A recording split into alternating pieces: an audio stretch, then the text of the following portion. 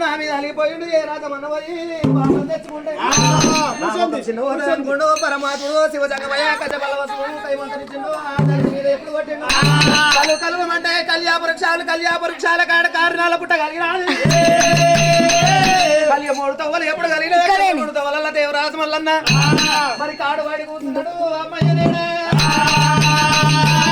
మూడు తవ్వల ఎప్పుడు కాడు వాడి కూర్చున్నాడు పరమాత్ముడు మల్లికార్జున స్వామి